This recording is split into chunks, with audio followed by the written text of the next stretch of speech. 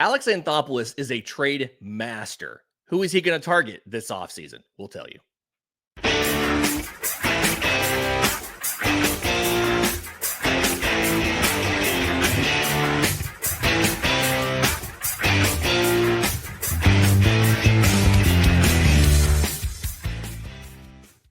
Yes, welcome on in to Braves Today for Friday, November 8th. Your source of news, notes, and updates on your Atlanta Braves. I'm your host, Lindsay Crosby. You can follow me on Twitter at Crosby Baseball. He's Christian Rauh, R-A-U-H, Christian S. Rauh on the Twitter machine.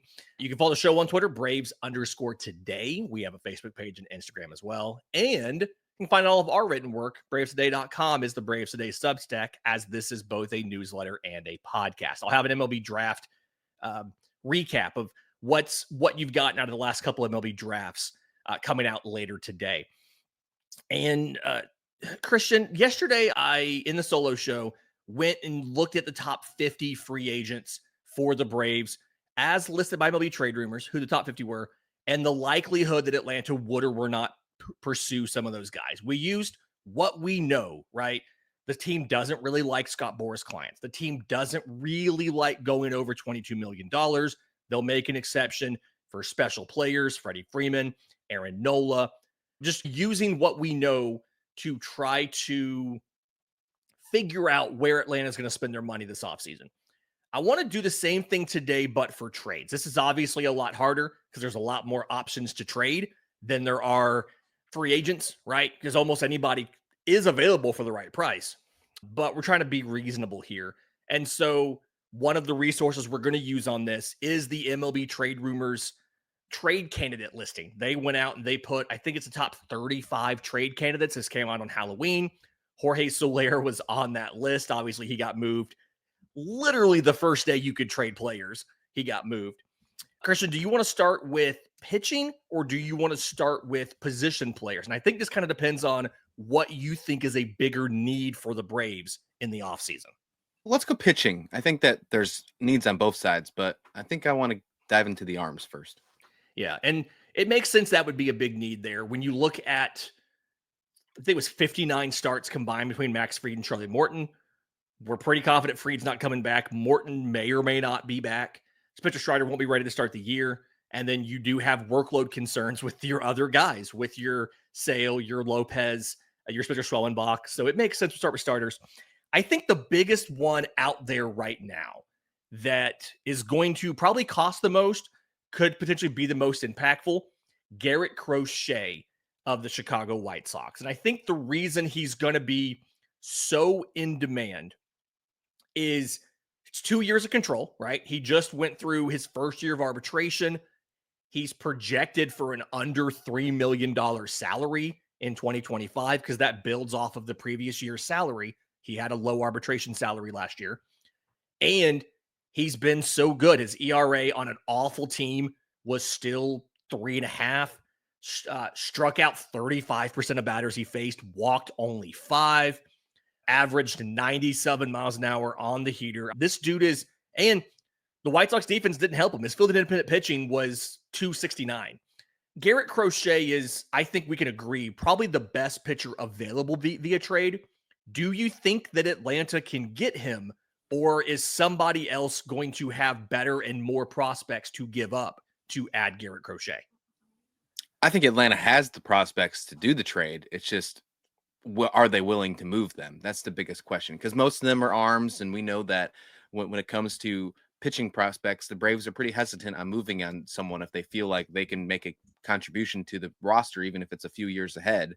But with the exception of guys like Nacho Alvarez and Drake Baldwin, I think the top 7 or 8 players in the Braves prospect list right now are all pitchers. So you'd have to assume that's one of those pitchers' names would have to come off the board if you're going to get Crochet. I do think they're going to get a pretty decent trade in return for a guy like that, because you mentioned that the money's not crazy, and what he did last year was just pretty impressive as well. It's up to the Braves if they're willing to make a move to do it, but I do think he'd be a really good fit for this organization.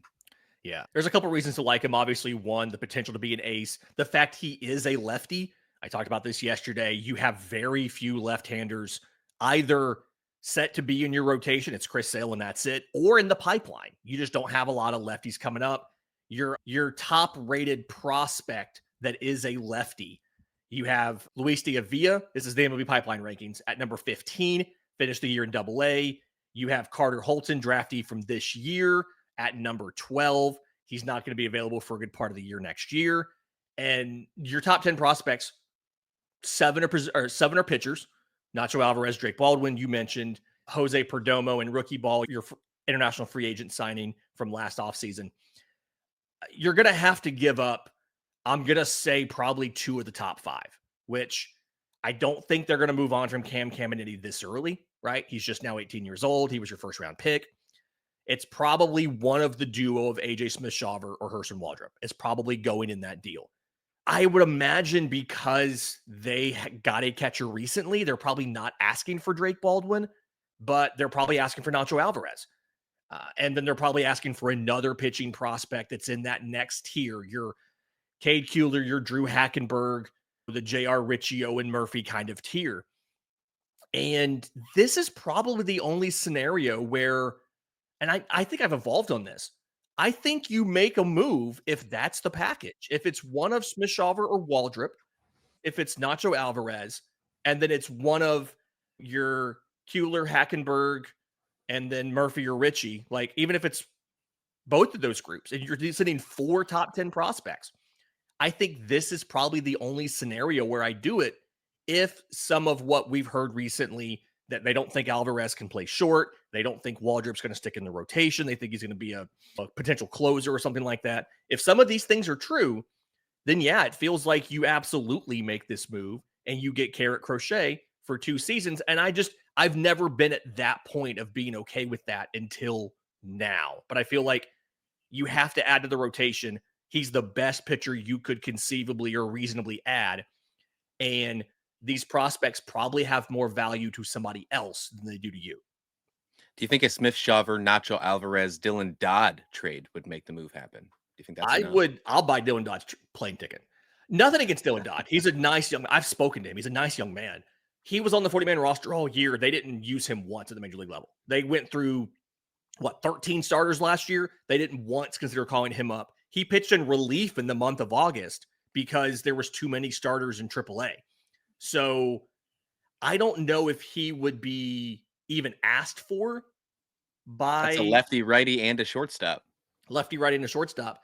I would rather, and I have not been here until now, I would rather move Waldrop than Smith-Shawver, simply because they obviously believe in Smith-Shawver, right? He came up, he started a postseason game for them.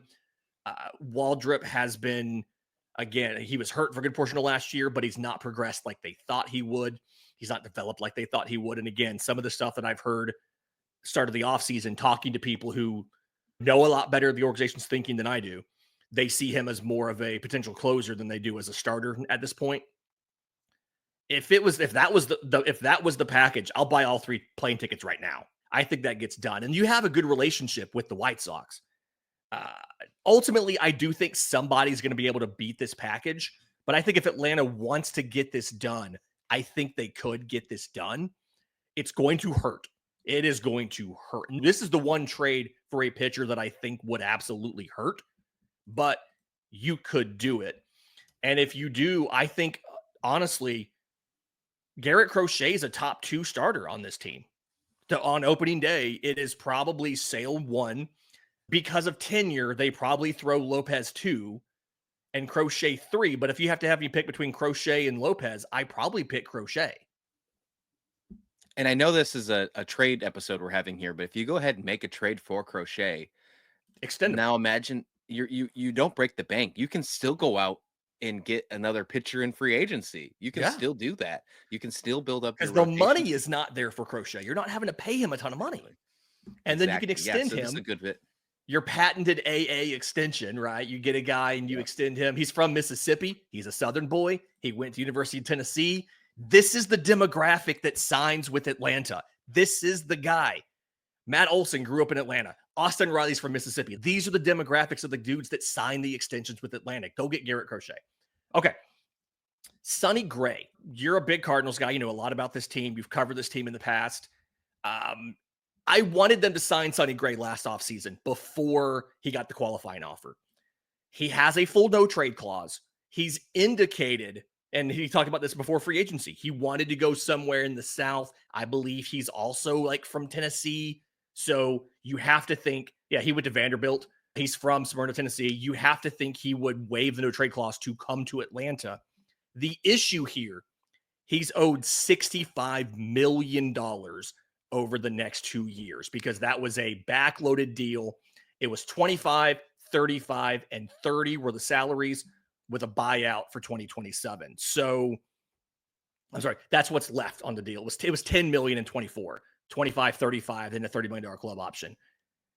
If one, do you consider trading for Sonny Gray? And if you do, you need to sign him to an extension and add a year on there just to lower the salaries to somewhat more reasonable than 25 and 35? Yeah, this is one that I think that the more I look at it, at first I thought that the Cardinals could probably get some sort of value from him just because he's only 1 year removed from being a AL Cy Young candidate.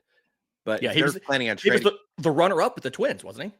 Like, yeah, he was with the Twins, and Garrett Cole was the winner in that one for the Yankees. I mean, so he's only a year removed from that. He didn't have the best season last year, but it wasn't the worst, Lindsay. Let's just put that. He wasn't Walker Buehler regular season bad. And I know that's Bueller's had a great postseason, but Buehler had a really bad regular season. Sonny Gray didn't have the worst year whatsoever. But when you look at the value of that, and basically based on where the rest of the free agents pitchers are, because you have to compare, okay, am I going to trade for a $25 million player and give up some assets, or be willing to go to free agency and just spend $25 million on a player that might even potentially be younger and not have to give rid of any prospects? That's where you probably are going to go into the predicament for here. So I do think that if you don't go ahead and get Sonny Gray, you're probably going to have to let St. Louis eat some of that money, or have them send you a prospect as well to take that deal. I think it will have to benefit the Braves mightily if they do get Sonny Gray. So I do think I'm ruling that one out now. I don't think Atlanta's going to go take that route.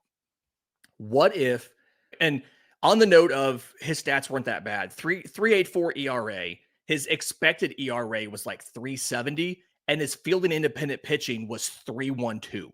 So the defense didn't do him a lot of favors. He wasn't a bad year, and he was this is a bad team. Gave up 21 home runs, which is a lot. That's the most he's given up in his career. But outside of that, he was okay.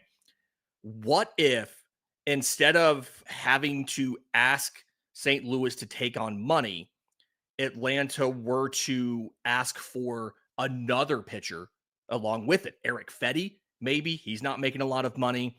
And then it's something where the money for both of them together comes out to a more reasonable amount for both of them, or maybe even closer Ryan Helsley. Is it possible that Atlanta, I still think if they got him, they try to mitigate the financial hit somewhat. Maybe they get a little bit of money from St. Louis versus a lot, but maybe you can get multiple pieces in return for a decent prospect versus asking them to take on a bunch of that money. Yeah, I could totally see that happening. I could see Helsley possibly doing that. He's in his last year of his contract, so I think that would move the value up quite significantly. For the Cardinals, it'd probably take care of that money reasons, and you'd still be able to get a decent prospect out of it. They're just talked about moving Wilson Contreras from catcher to first base. So if Drake Baldwin's on the table, I think the St. Louis would love to get someone after someone like that. Yeah. I know that we've talked about Drake Baldwin quite a lot, but Eric Fetty, it could be a good piece. He's only, I think, $7.5 million next year.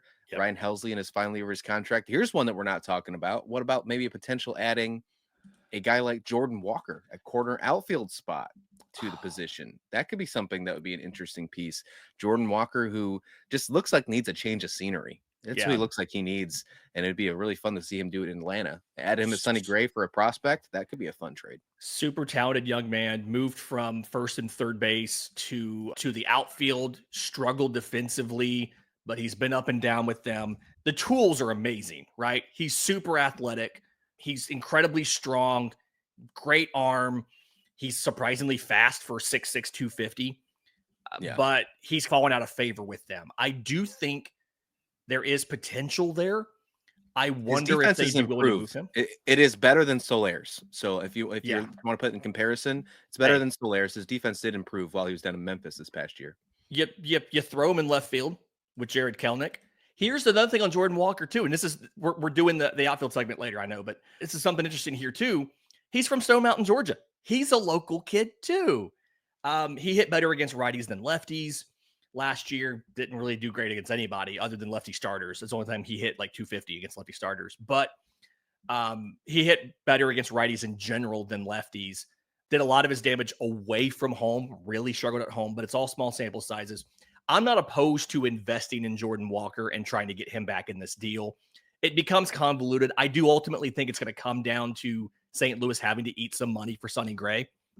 If I have to pick one guy to come in the deal with Sonny Gray, it's probably Jordan Walker. Now that I think about it, more than Eric Fetty, more than Ryan Helsley, simply because the ceiling, if you can figure out Jordan Walker, is so much better than the ceiling of 1 year of Eric Fetty or 1 year of Ryan Helsley, and then maybe re-signing him as a closer. So it's a great idea of yours. And again, this is why I love having you on these things, because you have different thoughts than I do on this stuff. I love that idea of getting Jordan Walker. Yeah, and the fact that I know that we keep bringing up the potential of moving Drake Baldwin, and I know that the idea of moving him has definitely changed ever since the club option has been declined on Travis d'Arnaud. But Yeah. he's going to be somebody that people are asking for. If you look at the free agent market right now, there are not many good catchers out there, and one was already taken. Austin Hedges, who's not great offensively, he's a very good defensive catcher, has already re-signed with the Cleveland Guardians. If you look at what's left on the free agent market for catchers right now, other than d'Arnaud, James McCann, is that your best option? Danny Jansen, not many good options. So there's going to be an ask for a catcher like a Drake Baldwin if they go ahead and make a move and they're looking for prospects on MLB fringe material. I was more aggressive about trading Drake Baldwin before they turned down the club option on Travis d'Arnaud. I'm at the point now where even if I think Chadwick Tromp's your number 2 in 2025, I do think you'd probably need to keep Drake Baldwin simply because I do think the goal for Sean Murphy is for him to be your DH and to play more often once Marcell Ozuna's gone.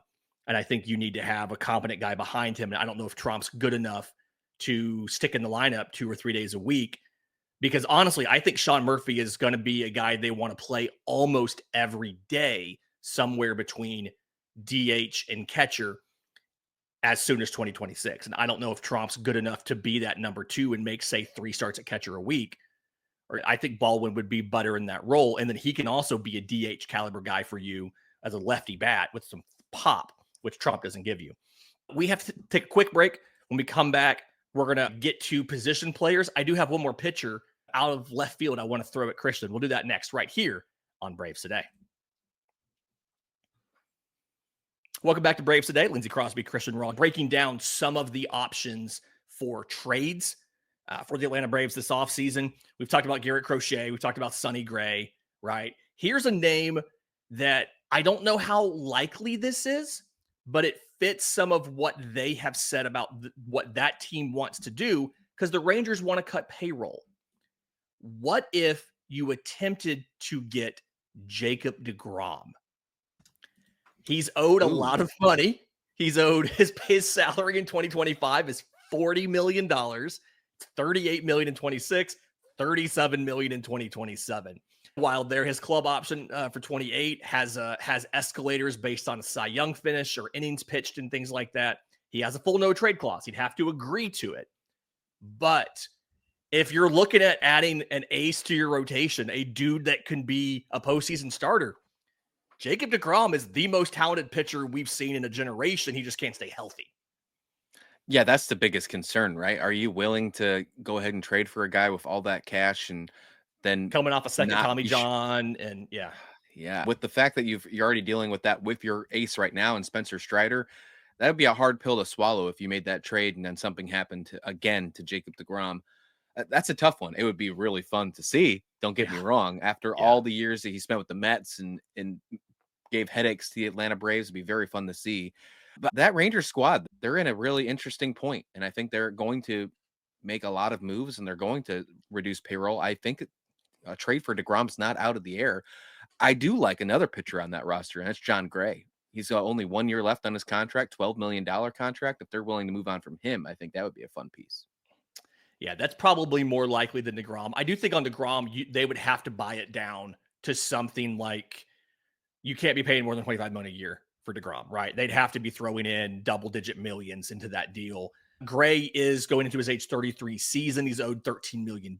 Would be an unrestricted free agent. You could always sign him to an extension. He could be a veteran guy you get there. So that's a good thought. A little better than my thought, I guess. That's probably a more realistic target than Jacob deGrom, but man, wouldn't that be fun? deGrom could totally be a trade deadline move. I think because I think Texas is going to be in a rebuilding year, especially since they just moved Skip Schumacher to the front office. I think he's going to be the manager of the future. I really do think that's going to be the case. I think they're going to be in a really interesting rebuilding year, Lindsay. They're going to make some moves this offseason. I think they're going to keep deGrom for the beginning of the year, see what they got, see what kind of health he has to build him up, to build his value even more, because they know they're going to have to eat some of that money. And I could see him moving at the trade deadline. So maybe don't rule it out, even if they don't get him this offseason. True. Okay. Looking at outfielders and shortstops, I don't know which one's more important. You're going to get Ronald Acuna Jr. back sometime next year. You've got Jared Kelenic still, although I think we all agree he's not ready to be an everyday player. You're hoping to unlock that. You just don't have a ton of top level outfield talent on the way. And left field's kind of been a hole for a little while here. Going through this list, Mike Yastrzemski of the Giants doesn't really feel like something they're going to want to do. Final year of team control. He's a plus right fielder. He batted .231 though, 18 homers. Doesn't really feel like the way the Braves want to go. Another Cardinals guy, Brendan Donovan, playing both infield and outfield. He's got 3 seasons remaining. He was really aggressive this year, career high 14 home runs. He can handle every spot in the infield. He can handle both outfield corners. I think he would give you injury guarantees here if you have that inevitable Ozzie Albies injury. I don't know if they make the deal, though. What are your thoughts on Brendan Donovan as a trade target of the Atlanta Braves, since you're trying to make a deal with the Cardinals anyway? Yeah, I'll go full limb here. I'll say that Brendan Donovan is my absolute favorite player in baseball right now. So Okay. I'm a big fan of Fair Brendan enough. Donovan.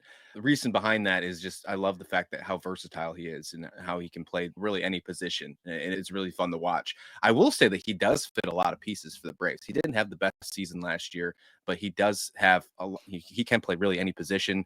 And with the fact of all those injury concerns the Braves have, it makes a lot of sense. Also, a little added caveat to that, Lindsay, he would completely take care of any problem you need when you're answering who will lead off for the Atlanta Braves. He can be the leadoff guy. He was the leadoff batter for the Cardinals for the entire season until they made some crazy changes in the second half. But he could easily be the leadoff guy for the Braves. I don't hate this trade at all. I do think it would be a nice addition for Atlanta. You'd probably have to give a couple prospects because you are going to get some control from him. But this is a guy who won the Golden Glove the first time the utility position was awarded. He is a Gold Glove caliber defender, and he also can hit pretty well. So you're talking about a guy who can play second, short, third, corner outfield. That's a nice piece if you're talking about the Atlanta Braves needing some organizational depth. Yeah, I don't think he's everyday starter quality at short. People don't get too excited about this, but I do think he's that Luke Williams role of he can do anything you need him to do. He can cover any spot on the diamond, finish up a game for you, play game 2 of a doubleheader if somebody gets hurt. But again, he could be an almost everyday player covering left, covering second. If there's an Ozzie Albies injury, moving around a lot of different places, I think it's a great idea. He's also somewhat of a local guy, went to University of South Alabama. So he fits that Braves demographic. I hadn't thought of it till I saw this article, but I really like it. He would start over Kelenic in the corner outfield spot, his everyday position. You get Brendan Donovan, he's your starter in left field to open the season. I would assume Ramon Laureano in right. And then when Ronald came back, then you're in a situation of, okay, is it Laureano, Donovan, and left? Do they rotate in? Once somebody gets hurt in the infield, Donovan takes that spot as an everyday basis. You have a lot of options here. It's really intriguing. Couple other, I want to quickly move on from the outfielders to get to shortstops because we've been talking about that a little bit. Taylor Ward, somebody suggested to me, I feel like if you were going to get Taylor Ward from the Angels, you would have done it in that deal for Jorge Soler. Like if that was an option, I think you would have already gotten him. And Bo Bichette is the Blue Jays GM came out and said that they're not trading Bo Bichette. Do with that what you will. Again, anybody's available for the right price. They seem pretty insistent on not trading him. Final year team control.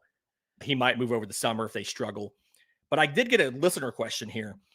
Trading for Jonathan India from the Cincinnati Reds with the intention of moving him to shortstop. I promised him that I'd talk about it. We're going to talk about it. I don't see Jonathan India moving to shortstop. I went back and looked. The last time he played shortstop in professional baseball was 2018 in single A. He got 3 starts and a total of 26 innings. We saw this with Whit Merrifield too. Just because a dude is a decent defender at second, if a team doesn't use him at short, there's a reason for it. Whit Merrifield's never played in the majors at shortstop. Jonathan India's never played above single A at shortstop. And even then, even in college, he was primarily a third baseman. He moved to second base in the minors because his arm wasn't strong enough. One of the weakest arms in baseball. If you're trading for anybody from the Reds to try to cover shortstop, I would be looking at Matt McLain more so than I would be looking at Jonathan India, simply because McLain, his arm isn't amazing, but it's good enough. Similar to Dansby's arm, not great, but good enough. He can play short. He can play second. He can cover the outfield for you. He played outfield at UCLA as well. He's playing outfield some in the Arizona Fall League.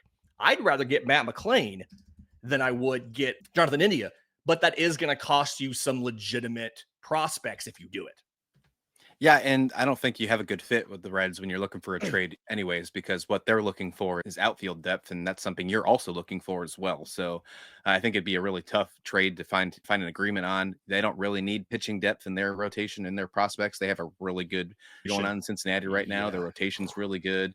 So I think it'd be a really tough trade to figure out anyways if you went for India or McCain. But I agree. I do think that India at shortstop probably would not be a good idea whatsoever. Look, it's a lot harder for moving from second to shortstop. I don't think I have to tell our listeners that. If you're listening this far into the episode, I think you understand that concept. But India wasn't very good at all at second, let alone him moving to the shortstop position.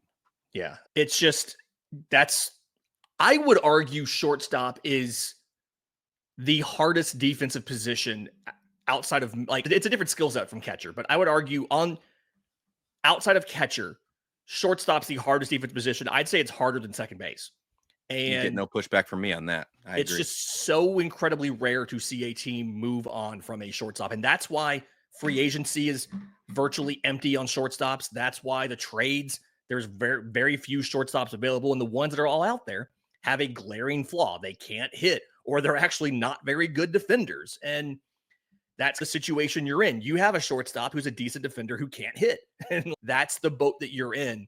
It feels it's why Orlando Arcia is still playing on this team, even though his offensive production is some of the bottom of the league. It's because shortstop defensive, performance is looked at so mightily. That's why. Yeah, they care about defense at shortstop. That's what this team cares about. Up the middle defense in general. That's why they traded for Sean Murphy in the first place. They wanted a strong defensive catcher. That's why they promoted Michael Harris from Double-A. They wanted a strong defensive center fielder up the middle. And I just don't think Matt McLain's the one I would get, right? Ellie De La Cruz is never going to happen. Matt McLain's the one I would get from that team if they had the option. I just don't think it's going to happen. But either way, if you have trade ideas, obviously we did not get to everybody. If you have trade ideas, let us know. I'm on Twitter at Crosby Baseball. He's on Twitter, Christian S. Rauh, Rauh. Show's on Twitter, Braves_today. Leave a comment on the YouTube. If you're listening on audio, you can reach us via all of those other methods, or heck, you could even email us, contact@bravestoday.com. If you have a really great trade idea, let me hear it. We'll talk about it on the show. Until next time, this has been Braves Today.